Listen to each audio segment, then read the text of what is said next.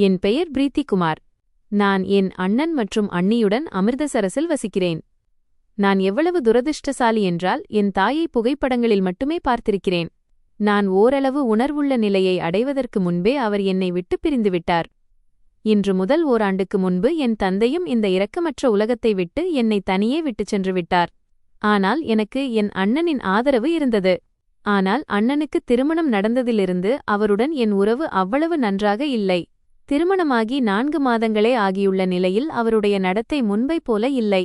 சில சமயங்களில் அண்ணியைத்தான் அவர் என்னைப் பற்றி தவறாக பேசுகிறாரோ என்று எனக்கு தோன்றும். ஆனால் இதுவரை நான் எந்த முடிவிற்கும் வர முடியவில்லை. ஏனெனில் அண்ணனிடம் அண்ணி என்னைப் பற்றி இவ்வாறு பேசுவதை நான் ஒருபோதும் கேட்டதில்லை. அவர் என்னிடமும் நன்றாகவே பழகுகிறார். அண்ணனுக்கு என்னதான் ஆனது என்பது எனக்கு புரியவில்லை. அவர் ஏன் என்னிடம் இப்படி ஒதுங்கியே இருக்கிறார்?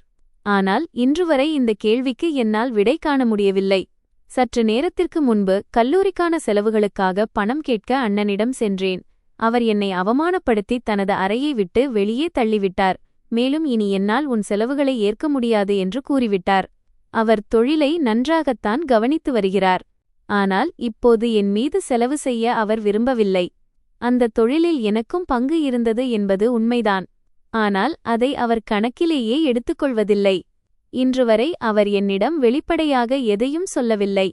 ஆனால் இன்று அந்தக் குறையும் தீர்ந்துவிட்டது. அவர் மறுத்ததைக் கேட்டவுடன் நான் அவருடைய அறையை விட்டு வெளியே ஓடி வந்துவிட்டேன். நான் நேரடியாக என் அறைக்கு வந்து கதவை மூடிக்கொண்டேன். ஏனென்றால் எனக்கு மிகவும் அழுகையாக இருந்தது. நான் அழுவதை அண்ணியோ அல்லது அண்ணனோ பார்க்க வேண்டுமென்று நான் விரும்பவில்லை. அண்ணன்தான் என்னை கழ வைத்தார். இருந்தாலும் நான் என்னை பலவீனமாக காட்டிக்கொள்ள விரும்பவில்லை. நான் நாற்காலியில் அமர்ந்து என் தந்தையின் புகைப்படத்தை பார்த்து அழுது கொண்டிருந்தேன்.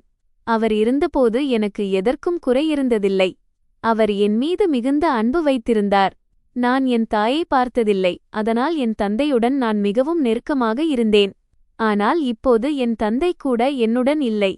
ஆரம்பத்தில் என் அண்ணன் தந்தை இல்லாத குறையை எனக்கு தெரியவிடமாட்டார் என்று நினைத்தேன். அவருடைய நடத்தையும் ஆரம்பத்தில் நன்றாகத்தான் இருந்தது. ஆனால் திருமணம் நடந்ததிலிருந்து அவர் முற்றிலும் மாறிவிட்டார். இப்போது என் செலவுகளை நான் எப்படிச் சமாளிப்பேன் என்று எனக்கு புரியவில்லை. ஏனென்றால் என் படிப்பு இன்னும் முடியவில்லை. ஒவ்வொரு மாதமும் கல்லூரி கட்டணம் செலுத்த வேண்டியிருந்தது. அண்ணன் கட்டணம் தரவில்லை என்றால் என் படிப்பை எப்படி தொடர முடியும் என்றுதான் யோசித்துக் கொண்டிருந்தேன். எனக்கு படிக்க மிகுந்த ஆர்வம் இருந்தது. என் படிப்பை இப்படி பாதியிலேயே விட்டுவிட முடியாது. அங்கேயே அமர்ந்து என் படிப்பை பாதியிலேயே விடக்கூடாது என்று உறுதி பூண்டேன். ஆனால் என்னால் படிப்பையும் தொடர என் செலவுகளுக்காக பணம் சம்பாதிக்கவும் என்ன வேலை செய்ய முடியும் என்று எனக்கு புரியவில்லை. என் மனம் அலைபாய்ந்து கொண்டிருந்தது. எனக்கு ஒன்றும் புரியவில்லை. ஏனென்றால் நான் ஒரு பெண், அதுவும் இன்னும் படிப்பை முடிக்காத ஒரு பெண். டிகிரி இல்லாமல் எனக்கு வேலை கிடைக்காது என்று எனக்கு தெரியும்.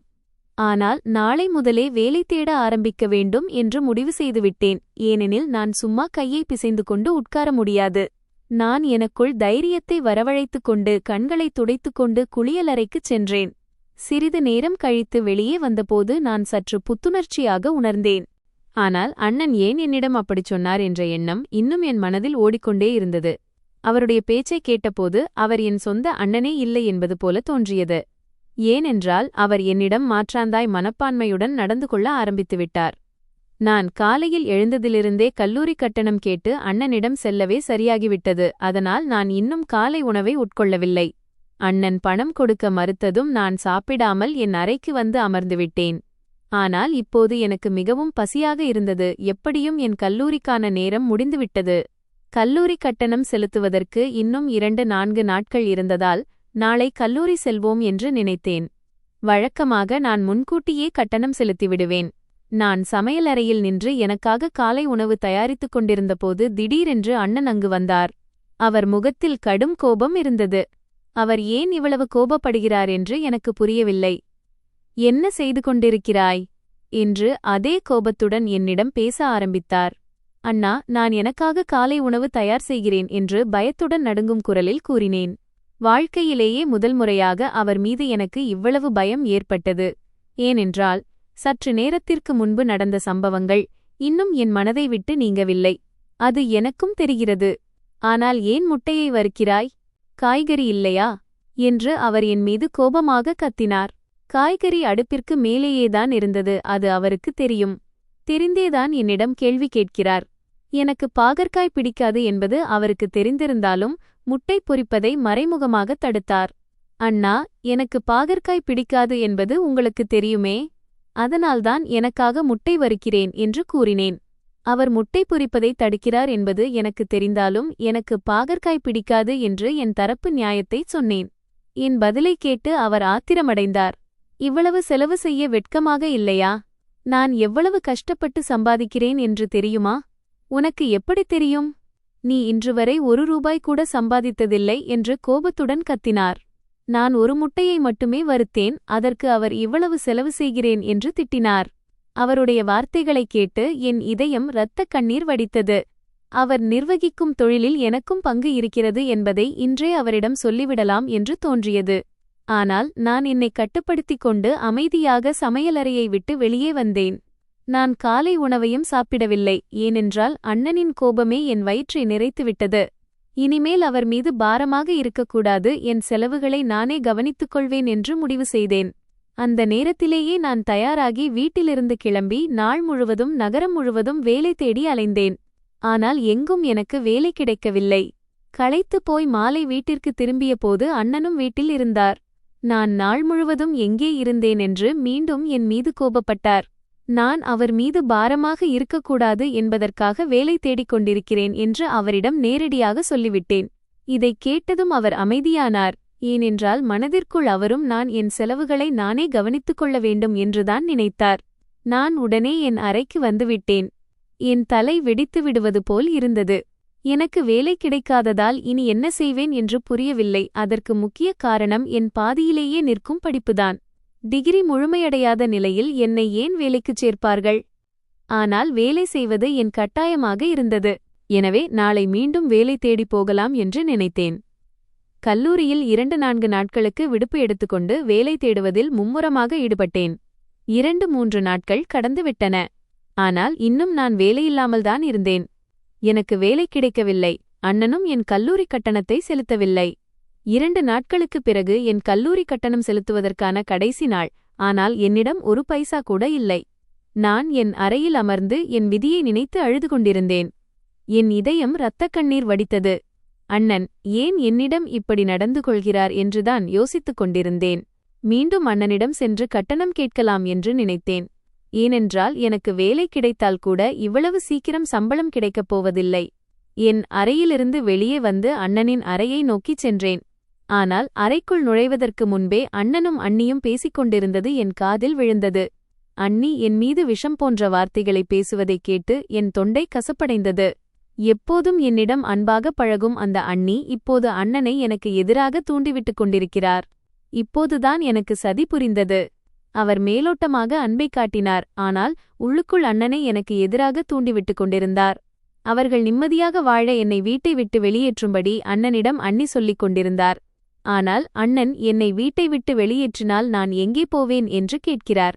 சந்தேகமே இல்லாமல் அவர் என் செலவுகளை நிறுத்திவிட்டார். ஆனால் அவர் என்னை வீட்டை விட்டு வெளியேற்ற விரும்பவில்லை. கடைசியில் அவர் என் அண்ணன் அல்லவா? அண்ணி மீது எனக்கு மிகவும் வருத்தமாக இருந்தது. அவர் உள்ளுக்குள் பாம்பாக இருந்து என்னை கொட்டிக் கொண்டிருந்தார். ஆனால் எனக்கு எதுவுமே தெரியவில்லை. இப்போது உண்மை முழுவதும் என் கண்முன் வந்துவிட்டது. அண்ணனை இனிமேல் தொந்தரவு செய்யப் போவதில்லை என்றும் அவரிடம் பணம் கேட்கப் போவதில்லை என்றும் முடிவு செய்தேன். யாராவது வீடுகளில் வேலைக்காரி வேலை பார்க்க வேண்டியிருந்தாலும் செய்வேனே தவிர அண்ணனிடம் ₹1 கூட வாங்க மாட்டேன். ஏனெனில் அண்ணி என்னை பணம் வாங்குவதையோ அல்லது கேட்பதையோ பார்த்தால் மீண்டும் அண்ணனை தூண்டிவிடுவார் என்று எனக்கு தெரியும். அண்ணன் சொன்னதை உடனே நம்பக்கூடியவர், அதனால் சீக்கிரம் ஆத்திரமடைவார். இனிமேல் அண்ணனுக்கு நான் பாரமாக இருக்க முடியாது. எனவே அங்கிருந்து அப்படியே என் அறைக்கு திரும்பி வந்துவிட்டேன். என் தலை சுற்றியது. இதுவரை எந்த முடிவிற்கும் என்னால் வர முடியவில்லை. நான் என்ன செய்ய முடியும்? எனக்கு வேலை கிடைக்கவில்லை.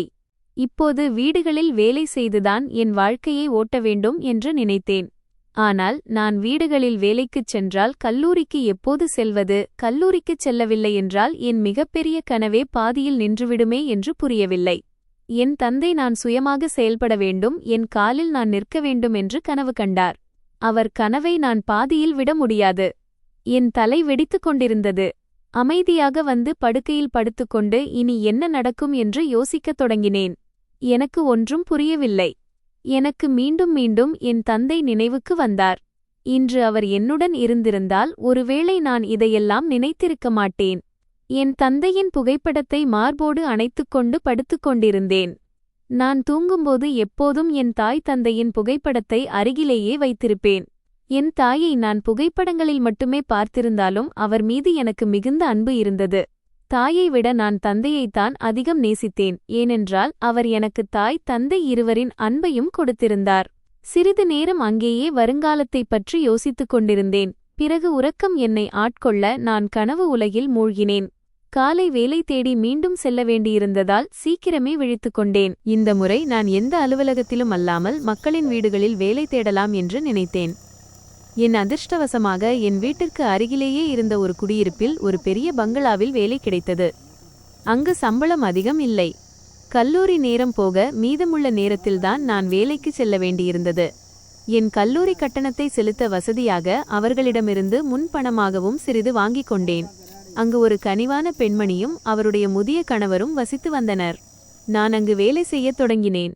அதிகாலையிலேயே கல்லூரிக்கு சென்று விடுவேன். பிறகு மதியம் 12 மணிக்கு கல்லூரி முடிந்ததும் வீட்டிற்கு வராமல் நேரடியாக அந்த பெண்மணியின் வீட்டிற்கு வேலைக்குச் சென்று விடுவேன். காலம் மிக நன்றாகவே கடந்து கொண்டிருந்தது. என் கட்டணத்தையும் நானே செலுத்தத் தொடங்கினேன். அந்த பெண்மணி வீட்டில் வேலை செய்யத் தொடங்கி 2 மாதங்கள் மட்டுமே ஆகியிருக்கும். அதற்குள் என் அண்ணனுக்கு மீண்டும் புத்தி மாறிவிட்டது. அவர் என் செலவுகளை ஏற்கவில்லை என்பது மட்டுமல்லாமல் நான் வீட்டிலிருந்தே சாப்பிடுவதால் வீட்டுச் செலவுகளுக்காக பணமும் கொடுக்க வேண்டும் என்று கட்டாயப்படுத்தினார். அதனால் வீட்டுத் தேவையான சாதாரண பொருட்களுக்கு நான் சிறிது உதவி செய்து வந்தேன். ஆனால் இப்போது அவர் என்னை வீட்டில் வைத்திருக்க விரும்பவில்லை. அண்ணா, நான் உங்கள் தங்கை அல்லவா? என்னை வெளியேற்றினால் நான் எங்கே போவேன் என்று எவ்வளவோ கெஞ்சிப் பார்த்தேன். ஆனால் அவர் என் பேச்சைக் காதில் வாங்கிக் கொள்ளாமல் வீட்டை விட்டு வெளியேறிவிடு என்று எப்போதும் சொல்லிக்கொண்டே இருப்பார். அவர் என்னை இனியும் வைத்துக்கொள்ள முடியாது என்றார். ஆனால் நானும் விடாப்பிடியாக என் வீட்டிலேயே இருந்தேன். ஏனெனில் இது எனக்கும் சொந்தமான வீடுதான். இப்போது அண்ணியும் என்னை வெளிப்படையாகவே அவமானப்படுத்தத் தொடங்கினார். ஏனென்றால் அவர்கள் பேசியதை நான் கேட்டுவிட்டேன் என்று 1-2 முறை அவரிடம் சொல்லிவிட்டேன். அன்று முதல் அவர் ஒரு சிங்கப்பெண்ணாக மாறிவிட்டார். அதுவே நான் செய்த மிகப்பெரிய தவறு. ஏனென்றால் அவர் என் வாழ்க்கையை நரகமாக்கிவிட்டார். ஒரு மனிதனின் உண்மை முகம் தெரிந்தால் அதை அவனிடம் சொல்லக்கூடாது என்று சொல்வது உண்மையாகவே சரியாக இருக்கிறது. அப்போதுதான் அந்த நபர் ஓரளவாவது மரியாதை வைத்திருப்பார். ஆனால் தான் பிடிபட்டதை அவர் உணர்ந்துவிட்டால் அவர் முன்னைவிட மோசமாகிவிடுவார். அதுதான் இப்போது என் அண்ணிக்கு நடந்திருக்கிறது. அவர் என்னை அந்த வீட்டில் ஒரு நிமிடம் கூட சகித்துக் கொள்ளவில்லை. இப்போது என்னை தாக்கவும் தொடங்கினார். அண்ணன் வீட்டில் இல்லாத போதெல்லாம் காரணமே இல்லாமல் என்னை அடிப்பார். அண்ணன் வீட்டில் இருந்தாலும் அவர் என்னை தடுத்திருக்க மாட்டார். ஏனென்றால் அவரும் என்னை வீட்டில் வைத்திருக்க விரும்பவில்லை. இவர்களுக்கு என்னுடன் என்னதான் பிரச்சனை என்று எப்போதும் யோசித்துக் கொண்டே இருப்பேன். நான் பாவம் நாள் முழுவதும் வீட்டிற்கு வெளியேதான் இருந்தேன். ஏனென்றால் கல்லூரியிலிருந்து வேலைக்குச் சென்று விடுவேன். நான் இரவு மட்டும்தான் வீட்டிற்கு வருவேன். ஆனாலும் அவர்கள் இருவரும் என்னை வைத்துக்கொள்ள விரும்பவில்லை. என் அறையில் அமர்ந்து என் விதியை நினைத்து அழுது கொண்டிருந்தேன். இதெல்லாம் எவ்வளவு காலத்திற்கு தொடரும் என்று யோசித்துக் கொண்டிருந்தேன். நான் எவ்வளவு காலத்திற்கு இப்படி பிடிவாதமாக இருப்பேன்? என் பொறுமை இழந்து அவர்கள் என்னை வீட்டை விட்டுப் போகச் சொல்லிவிட்டால் நான் எங்கே போவேன் என்று யோசித்துக் கொண்டிருந்தபோது திடீரென்று அறைக்கதவு திறந்து அண்ணி உள்ளே வந்ததைக் கண்டேன். எனக்கு உடல்நிலை சரியில்லை என்பதால் இன்று நான் கல்லூரிக்கும் செல்லவில்லை, வேலைக்கும் செல்லவில்லை. நீ இங்கே உட்கார்ந்து படுக்கையை நசுக்கிக் கொண்டிருக்கிறாய். நான் மட்டும் வீட்டின் எல்லா வேலைகளையும் செய்கிறேன். எனக்கு உதவியாக கூட இருக்க வெட்கமாக இல்லையா என்று வந்தவுடனேயே என் மீது கோபமாக கத்தினார். அவர் சொன்னவுடன் நான் படுக்கையிலிருந்து எழுந்து நின்றுவிட்டேன். இருப்பினும் நான் தினமும் கல்லூரிக்குச் செல்லும் முன்பே வீட்டை சுத்தம் செய்துவிட்டுத்தான் செல்வேன். அண்ணி காலை உணவு மட்டும்தான் தயாரிப்பார். ஆனால் இன்று என்னை வீட்டில் பார்த்ததும் காலை உணவையும் என்னையே செய்ய வைக்க விரும்பினார். ஒரு நிமிடத்தில் அவர் எண்ணத்தைப் புரிந்து கொண்டு உடனே அறையை விட்டு வெளியே சென்றேன். இப்போது நான் சமையலறையில் நின்று காலை உணவு தயாரித்துக் கொண்டிருந்தேன். அண்ணி வரவேற்பறையில் அமர்ந்து மொபைல் பயன்படுத்திக் கொண்டிருந்தார். அண்ணனும் அவருக்கு அருகில் அமர்ந்து செய்தித்தாள் படித்துக் கொண்டிருந்தார். நான் காலை உணவை தயார் செய்துவிட்டேன். அண்ணியை அழைத்ததும் இருவரும் காலை உணவு உண்பதற்காக மேசைக்கு வந்தனர். நான் அண்ணன் மற்றும் அண்ணிக்கு பிடித்த உணவையே தயார் செய்திருந்தேன். ஏனென்றால் அதனாலாவது அவர்கள் என் மீது கோபப்பட மாட்டார்கள் என்று நினைத்தேன். ஆனால் அது என் வீண் எண்ணம். அண்ணன் பரோட்டாவின் ஒரு துண்டை வாயில் வைத்ததுமே அதை தரையில் துப்பிவிட்டு என்னை கொன்றுவிடும் பார்வையில் பார்த்தார். நான் ஏதோ மிகப்பெரிய குற்றம் செய்துவிட்டது போல அவர் பார்த்தார். அண்ணா, என்னாச்சு? உங்களுக்கு பரோட்டா பிடிக்கவில்லையா என்று நடுங்கும் குரலில் கேட்டேன். ஏனென்றால் எனக்கு அவர் மீது மிகுந்த பயம் ஏற்பட்டது. கோபத்தால் அவர் கண்கள் நெருப்புத் தணலாக சிவந்திருந்தன. நான் கேட்டதும் அவர் பரோட்டா தட்டை தூக்கித் தரையில் எறிந்துவிட்டு ஆத்திரத்தில் கத்தத் தொடங்கினார். இதைத்தான் பரோட்டா என்று சொல்கிறாயா? இவ்வளவு உப்பு யாராவது சேர்ப்பார்களா? உனக்கு எந்த கவனமும் இல்லை, எப்படித்தான் இருக்கும்? பணம் என் செலவில்தானே போகிறது என்று அண்ணன் கோபத்தில் பைத்தியம் பிடித்தவர் போல கத்தினார். என் இதயம் இரத்தக் கண்ணீர் வடித்தது. அண்ணியின் முன்னால் என்னை அவர் இழிவுபடுத்தினார். உண்மையில் என் தவறு எதுவுமில்லை. நானும் பரோட்டாவை சாப்பிட்டேன். அதில் உப்பு அதிகமாக தெரியவில்லை. அண்ணியும் அமைதியாக சாப்பிட்டுக் கொண்டிருந்தார். அவரும் உப்பு அதிகமாக இருப்பதாக புகார் சொல்லவில்லை.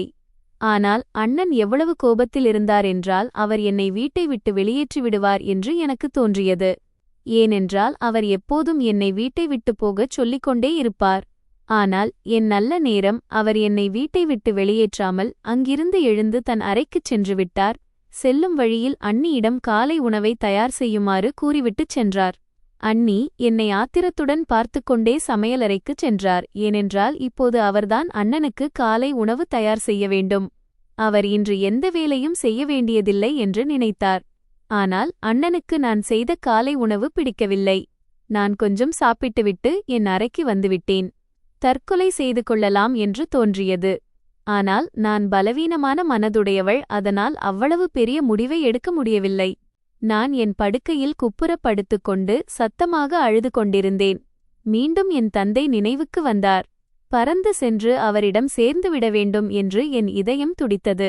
ஆனால் அது என் கைமீறியது.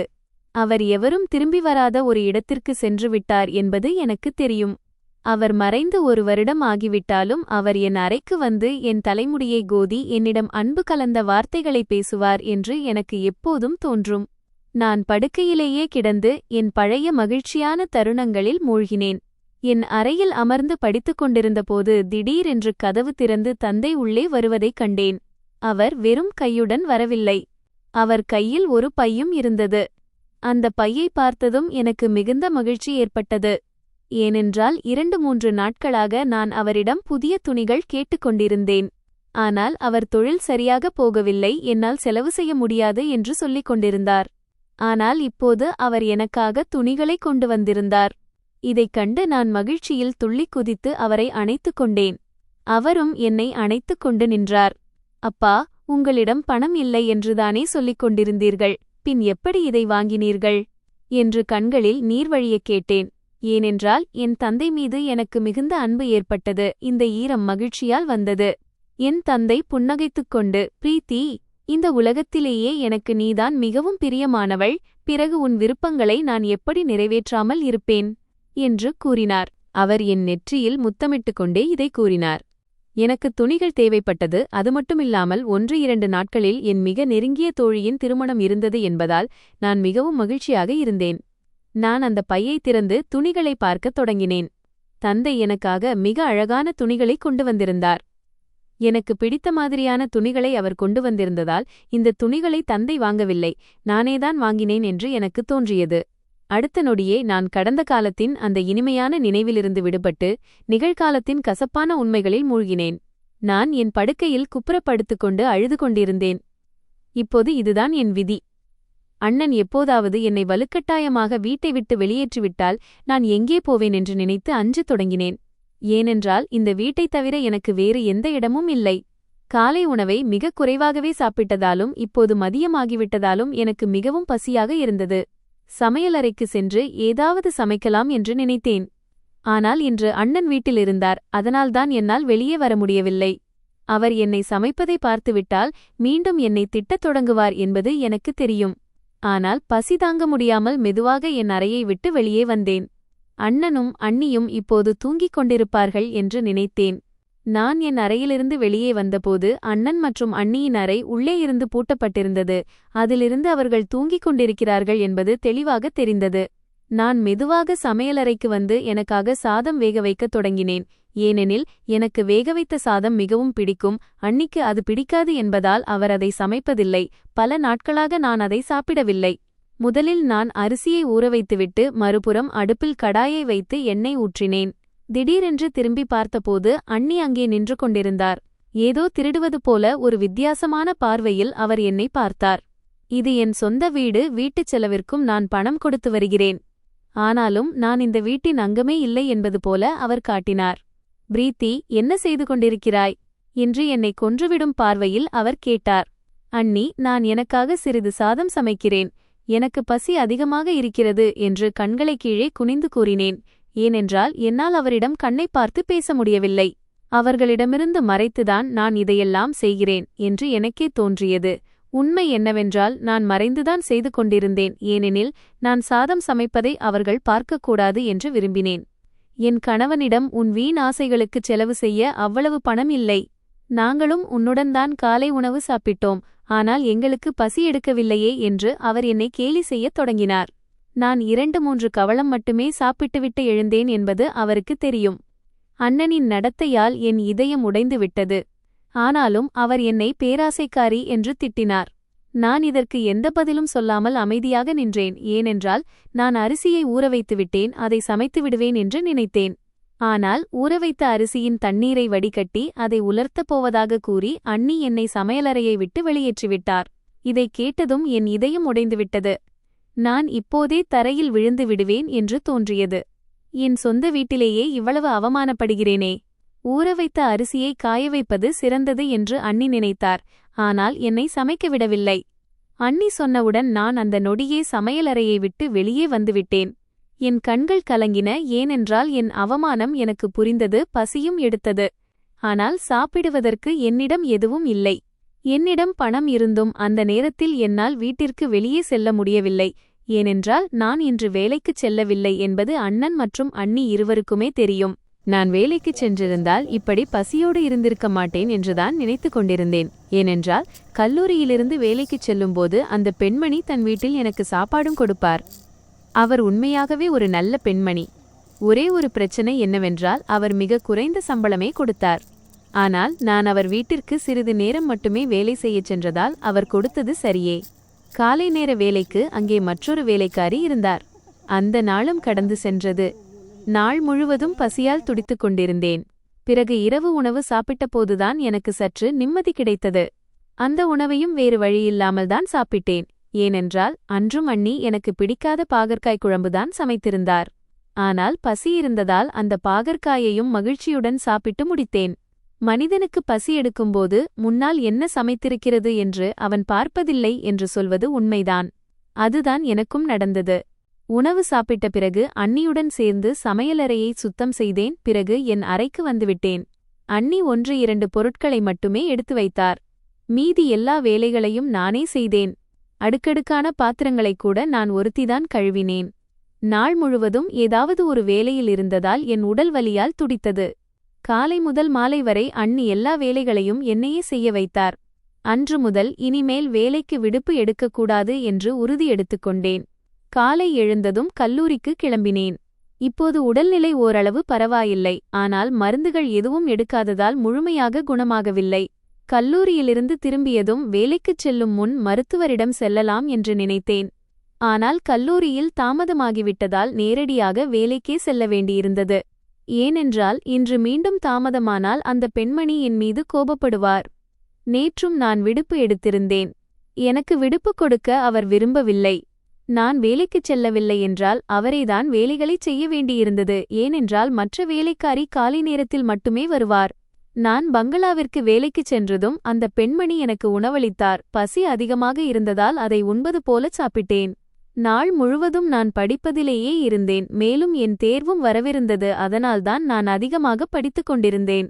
சமையல் அறையில் தரையில் அமர்ந்து சாப்பிட்டுக் கொண்டிருந்தபோது திடீரென்று யாரோ ஒருவரின் கனமான கால்களை கவனித்தேன். நிமிர்ந்து பார்த்தபோது அவர் அந்த பெண்மணியின் கணவர். அவர் ஒரு முதியவர். என்னை விசித்திரமான பார்வையில் முறைத்து பார்த்து கொண்டிருந்தார். இன்று வரை அவர் என்னை பார்த்ததில்லை. எனக்கு ஏதோ ஒரு மாதிரி இருந்தது. நான் உடனே தரையிலிருந்து எழுந்து சாப்பிட்ட தட்டை அடுப்பின் மீது வைத்துவிட்டு வெளியே ஓடினேன்.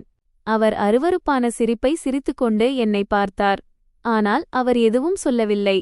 அவர் எண்ணம் எனக்கு ஏதோ சரியில்லை என்று பட்டது. ஏனென்றால் நான் ஒரு பெண், மற்றவர்களின் எண்ணத்தை ஒரு பெண்ணால் எளிதில் கண்டறிய முடியும். இப்போது எனக்கு மிகவும் பயமாக இருந்தது. அவர் என்னிடம் ஏதாவது தவறாக நடந்து கொண்டால் நான் எங்கே போவேன் என்று யோசித்தேன். ஏனென்றால் இந்த வேலையை விட எனக்கு விருப்பமில்லை. அவர் என்னை தொந்தரவு செய்தால் இந்த வேலையை விட்டுவிட வேண்டிய சூழல் வரும் என்பது தெளிவாகத் தெரிந்தது.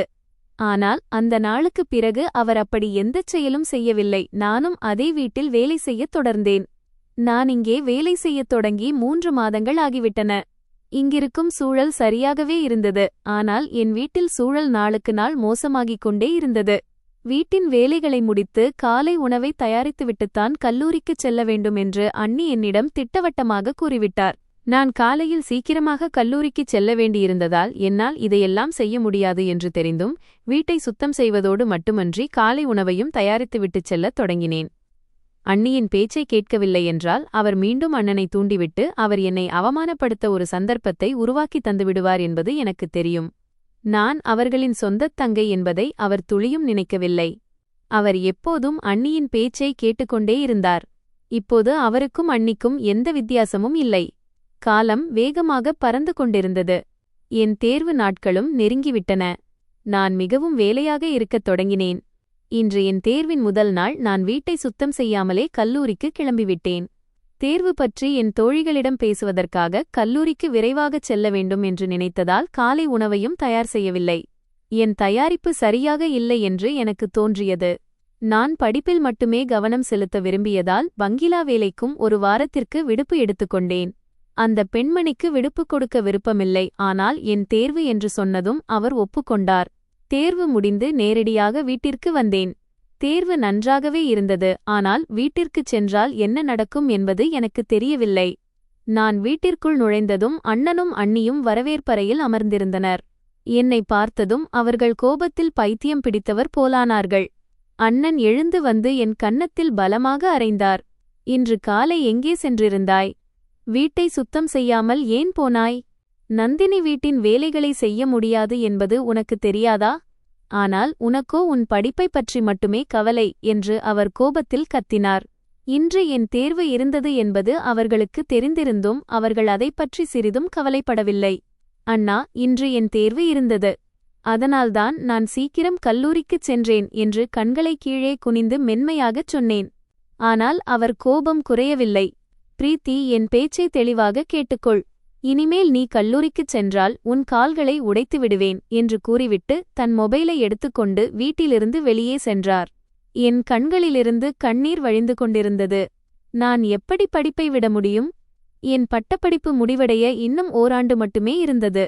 இந்த தேர்வுக்குப் பிறகு இன்னும் 1 வருடம் படித்துவிட்டு மீண்டும் தேர்வு எழுத வேண்டும். ஆனால் கல்லூரிக்குச் செல்லக்கூடாது என்று அண்ணன் கூறிவிட்டு சென்றுவிட்டார்.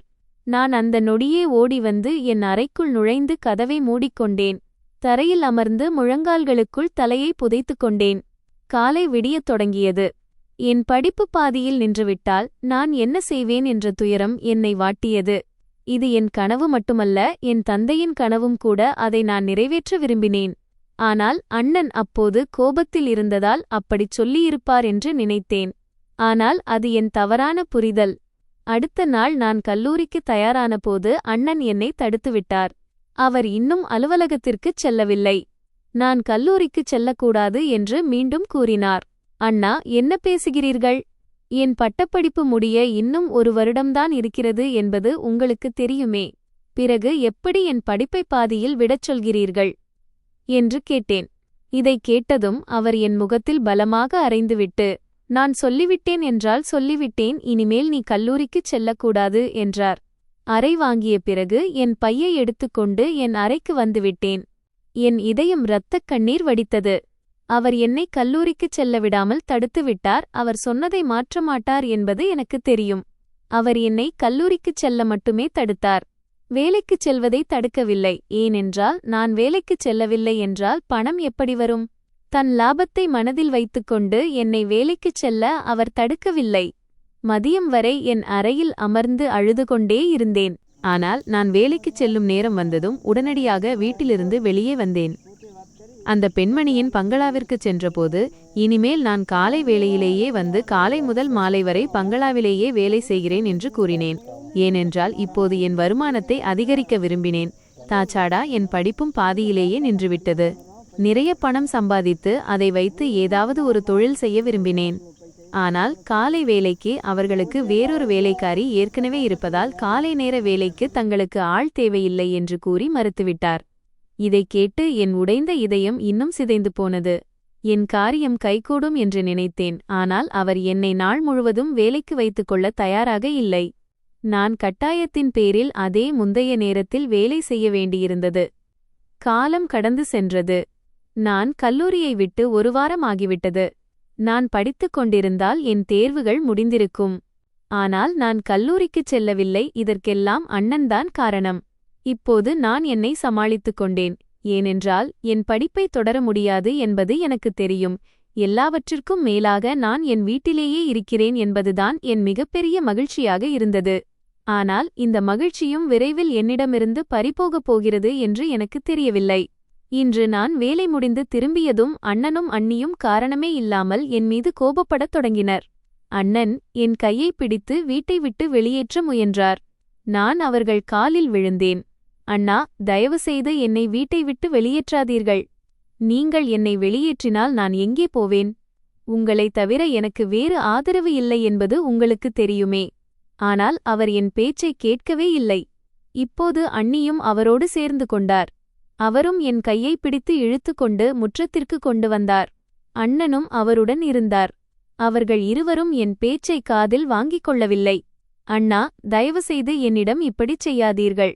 நான் எங்கே போவேன் என்று அவர் காலில் விழுந்து மீண்டும் கெஞ்சினேன். பிரீத்தி, இந்த வீட்டில் உனக்கு இனி இடமில்லை. இங்கிருந்து வெளியேறு, இல்லையென்றால் உன்னை விட மோசமானவர் யாரும் இருக்க மாட்டார்கள் என்று அவர்கள் கூறினர். அவர்களை விட மோசமானவர்கள் யாரும் இல்லை என்றாலும் அப்படித்தான் பேசினர். அவர்கள் தங்கள் சொந்த தங்கையை தங்கள் வீட்டிலிருந்தே வெளியேற்றிக் கொண்டிருந்தனர். நான் அவர்கள் கால்களை பிடித்துக் கொண்டிருந்தேன். ஆனால் அவர்கள் ஒரு உதறிவிட்டு என்னை விசித்திரமான பார்வையில் பார்த்தனர். நான் தொட்டதால் அவர்கள் கால்கள் அழுக்காகிவிட்டது போல பார்த்தனர். பிறகு அவர்கள் இருவரும் என் கைகளை பிடித்துக்கொண்டு வாயிலுக்கு வெளியே தள்ளிவிட்டனர். நான் எவ்வளவு நேரம் வாசலுக்கு வெளியே நின்று கதவை தட்டிக் கொண்டிருந்தேன். ஆனால் யாரும் கதவை திறக்கவில்லை. அவர்கள் வீட்டிற்குள் சென்றுவிட்டார்கள் போலும். முற்றத்தில் யாரும் இல்லை. பிறகு நான் கதவை தட்டுவதை நிறுத்திவிட்டு கதவின் அருகே தரையில் அமர்ந்தேன். சாலையில் செல்பவர்கள் என்னை பார்த்து கொண்டிருந்தனர். சொல்லப்போனால் அந்த பகுதி மக்கள் அனைவரும் என் நிலைமையைக் கண்டு வேடிக்கை பார்த்து கொண்டிருந்தனர். எல்லோரும் என்னை பார்த்து சிரித்துக் கொண்டிருந்தனர். நான் ஏதோ தவறு செய்துவிட்டேன், அதனால்தான் அண்ணன் என்னை வீட்டை விட்டு வெளியேற்றினார் என்று சிலர் பேசிக் கொண்டனர். நான் அண்ணனின் சொந்த தங்கை இல்லை என்று வேறு சிலர் பேசினர். ஆனால் இவை இரண்டும் முற்றிலும் பொய் மற்றும் வீண்பழிகள். ஆனால் இந்த பழி என் மீது விழுந்துவிட்டது. நான் யாருக்கும் எந்த விளக்கமும் சொல்லவில்லை, ஏனென்றால் இனி எதையும் மாற்ற முடியாது. அண்ணன் என்னை வீட்டை விட்டு வெளியேற்றிய பிறகு நான் யாரிடம் என்ன சொல்லப் போகிறேன்? பிறகு நான் என் வீட்டுக் கதவருகே இருந்து எழுந்து கனத்த இதயத்துடன் நடக்கத் தொடங்கினேன். எனக்கு போக வேண்டிய இடம் எதுவும் இல்லை. மாலை நேரம் நெருங்கிக் கொண்டிருந்ததால் மாலைக்கு முன்பே வேறு ஏதாவது அடைக்கலம் தேட வேண்டும் என்று நினைத்துக்கொண்டே நடந்து சென்றேன். ஆனால் எனக்கு என்று வேறு எந்த இடமும் இல்லை. எங்களுக்கு என்று உறவினர்கள் யாரும் இல்லை. ஆனாலும் நான் நடந்து கொண்டே இருந்தேன். என் கண்கள் அருவி போல கண்ணீரை சொரிந்தன. நான் தனியாக இருந்ததால் சாலையில் செல்வோர் என்னை விசித்திரமான பார்வையில் பார்த்தனர். திடீரென்று நான் என் எஜமானி வீட்டிற்குச் செல்லலாம் என்ற எண்ணம் வந்தது. ஒரு இரவு தங்குவதற்கு அவர் இடம் தருவார் என்று நினைத்தேன். ஆனால் அங்கேயும் நான் ஏமாற்றத்துடனேயே திரும்பினேன். ஏனெனில் அவர் என்னை தன் வீட்டில் தங்க வைக்க மறுத்துவிட்டார். இரவு நேரத்தில் எந்த வேலைக்காரியையும் வீட்டில் தங்க வைக்க முடியாது என்று அவர் கூறிவிட்டார். நடந்து நான் இப்போது ரயில் நிலையத்திற்கு வந்துவிட்டேன். நான் எங்கே செல்கிறேன் என்று எனக்கே தெரியவில்லை. நான் நிலையத்தில் ஒரு இருக்கையில் அமர்ந்து என் விதியை நினைத்து அழுது கொண்டிருந்தேன். நான் அங்கு அமர்ந்து அரை மணி நேரம்தான் ஆகியிருக்கும். அதற்குள் ஒரு பெரிய வாகனம் என் அருகில் வந்து நின்றது. இவ்வளவு பெரிய வாகனம் வைத்திருக்கும் எந்த ஒரு நபரும் எனக்கு தெரியாது என்பதால் நான் ஆச்சரியமடைந்தேன். ஆனால் வாகனத்திலிருந்து ஓட்டுநர் இறங்கி என்னை நோக்கி வந்தபோது என் ஆச்சரியம் இன்னும் அதிகரித்தது. நான் ஒரு பெண், அதுவும் தனியாக இருக்கிறேன். எனவே அந்நியரிடம் பேசக்கூடாது என்று கண்களை கீழே குனிந்து கொண்டேன். ஆனால் அந்த நபர் என்னிடம் வந்தவுடன், முதலாளி உங்களை அழைத்திருக்கிறார் என்றார். இதை கேட்டு நான் நிமிர்ந்து பார்த்தேன். முன்னால் நல்ல உடல்வாகு கொண்ட நபர் ஒருவர் நின்றிருந்தார். அவர் ஓட்டுநர் சீருடையில் இருந்ததால் அவரே அந்த வாகனத்தின் ஓட்டுநராக இருக்க வேண்டும் என்று நினைத்தேன். முதலில் அவர் ஏன் என்னை கூப்பிடுகிறார், எந்த முதலாளி என்னை அழைத்தார் என்பது புரியவில்லை. பிறகு வேறு வழியில்லாமல் அமைதியாக அவருடன் சென்றேன், ஏனெனில் எனக்கு இருக்க இடமில்லை. நான் எவ்வளவு நேரம்தான் நிலையத்தில் அமர்ந்திருக்க முடியும்? மேலும் செல்பவர்கள் என்னை விசித்திரமாக பார்ப்பது பயமாக இருந்தது. அதனால்தான் அந்த நபருடன் வாகனத்தில் ஏறிக்கொண்டேன். இந்த இரவு இப்படியே கழிந்துவிடும் என்று நினைத்தேன். வாகனத்தில் ஏறி சுமார் 20 நிமிடங்கள் ஆகிவிட்டன. இன்னும் என் இலக்கு வரவில்லை. என் இலக்கு எது என்று எனக்கே தெரியவில்லை. நீண்ட தூரத்திற்குப் பிறகு வாகனம் ஒரு பெரிய அரண்மனை போன்ற வீட்டிற்கு முன்னால் நின்றது. அது ஒரு பிரம்மாண்டமான மாளிகை. பாதுகாவலர் வாகனத்தை பார்த்தவுடன் கதவை திறந்துவிட்டார். இப்போது வாகனம் உள்ளே நுழைந்தது. ஓட்டுநர் இறங்கிவிட்டார். ஆனால் நான் இன்னும் இறங்கவில்லை. இவர்கள் யார், நான் ஏன் இங்கே வந்திருக்கிறேன் என்பது புரியவில்லை. இரவு கழிய வேண்டும் என்பதற்காகத்தான் முதலில் அமைதியாக வந்தேன். ஆனால் இப்போது பயமாக இருக்கிறது. இங்கே என் மானம் பாதுகாப்பாக இருக்குமா என்று தோன்றியது. பிறகு ஓட்டுநர் வாகனத்தின் கதவை திறந்து வெளியே வருமாறு கூறினார்.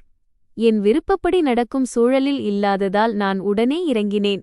அந்த ஓட்டுநர் உள்ளே செல்லாமல் ஒரு வேலைக்காரியை அழைத்தார். உள்ளே இருந்து முதிய பெண் ஒருவர் ஓடி வந்து என்னை உள்ளே அழைத்துச் சென்றார். இங்கே யார் வசிக்கிறார்கள், ஏன் என்னை அழைத்தார்கள் என்று அவரிடம் கேட்டேன். அவர் எதுவும் சொல்லாமல் உள்ளே சென்றால் எல்லாம் புரியும் என்று மட்டும் கூறினார். அந்த வேலைக்காரியுடன் வீட்டிற்குள் சென்றபோது உட்புற காட்சி ஒரு அரண்மனை போலவே இருந்தது. ஒரு பெரிய சோபாவில் முதியவர் ஒருவர் அமர்ந்து மொபைல் பயன்படுத்திக் கொண்டிருந்தார். என் வாழ்க்கையிலேயே அந்த நபரை நான் முதன்முறையாக பார்க்கிறேன். ஆனால் அவர்தான் என்னை அழைத்தவர் என்பதை என்னால் புரிந்து கொள்ள முடிந்தது. நான் அவரை அறியாததால் மிகவும் ஆச்சரியப்பட்டேன். அந்த வேலைக்காரி என்னை அந்த நபரிடம் அழைத்துச் சென்றார். அவர் புன்னகையுடன் என்னை பார்த்தார், ஆனால் எதுவும் சொல்லாமல் ஒரு அறையை சுட்டிக்காட்டினார். என் ஆர்வம் ஒவ்வொரு நொடியும் அதிகரித்து கொண்டே இருந்தது. அறைக்கதவு திறந்ததும் முன்னால் ஒரு பெண் நின்று கொண்டிருந்தார். அவரை பார்த்ததும் என் தலை சுற்றியது. அவர் என் பிறந்த சில நாட்களிலேயே இறந்துவிட்டதாக சொல்லப்பட்ட என் தாய்தான். என்னிடமிருந்த புகைப்படங்களில் இருந்ததைப் போலவே அவர் இருந்தார். வயது மட்டும் சற்று முதிர்ந்திருந்தது. என் கண்களிலிருந்து கண்ணீர் வழிந்தது. என் தாய் எப்படி உயிரோடு இருக்க முடியும் என்பது எனக்கு புரியவில்லை. பிறகு அவர் முன்னேறி வந்து என்னை கட்டிக்கொண்டார். அவர் அப்படியே என் தாயைப் போலவே இருந்ததால் என் கண்களிலிருந்து கண்ணீர் நிற்காமல் வழிந்து கொண்டிருந்தது. ஆனால் என்னால் அதை நம்ப முடியவில்லை. என் தாய் இறந்துவிட்டதாகவே என் தந்தை எப்போதும் என்னிடம் கூறி வந்தார். ஆனால் நான் அம்மாவிடம் கேட்டபோது இன்றுவரை எனக்கு தெரியாத உண்மையை அவர் கூறினார். என் பாட்டி, அதாவது அவருடைய மாமியார், அவர் மீது சூனியக்காரி என்று குற்றம் சாட்டி வீட்டை விட்டு வெளியேற்றியதாக அவர் கூறினார். அன்று தந்தை வீட்டில் இல்லை. அதனால் அம்மா கட்டாயத்தின் பேரில் வீட்டை விட்டு வெளியேற வேண்டியிருந்தது. மீண்டும் வீட்டிற்கு வந்தால் கொன்றுவிடுவேன் என்று பாட்டி மிரட்டியிருந்தார். அதனால்தான் அம்மா மீண்டும் வீட்டிற்கு வரவில்லை.